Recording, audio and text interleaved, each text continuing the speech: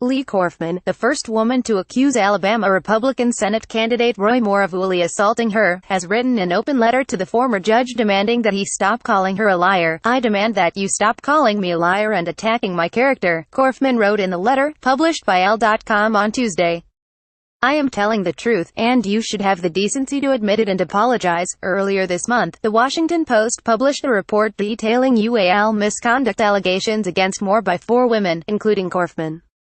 She told the newspaper that in 1979, when she was 14, and Moore was 32, Moore partially undressed her and himself, touched her over her undergarments and guided her hand to touch him. "When the Washington Post approached me about what you did to me as a child, I told them what happened, just as I had told family and friends years before," Corfman wrote in her open letter. "I stand by every word." Corfman was the first of 9 women to publicly accuse Moore of various forms of misconduct. All but one said they were teenagers when Moore pursued ually relationships with them. Moore has fiercely denied misconduct allegations, and denied even knowing Corfman. On Wednesday, his campaign tweeted a link to a video report that attempts to smear his accusers.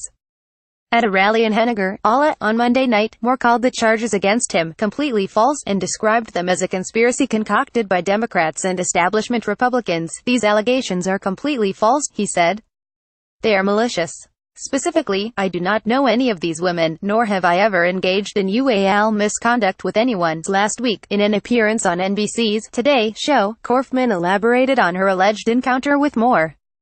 Referring to Moore's assertion that he doesn't even know her, she remarked, "I wonder how many me's he doesn't know. I gave an interview on television so that people could judge for themselves whether I was telling the truth," she wrote in the open letter. "You sent out your spokesman to call me a liar, day after day. Finally, last night, you did the dirty work yourself. The initial barrage of attacks against me voiced by your campaign spokespersons and others seemed petty, so I did not respond," Corfman continued. "But when you personally denounced me last night and called me slanderous names, I decided that I am done being silent. What you did to me when I was 14 years old should be revolting to every person of good morals. But now you are attacking my honesty and integrity.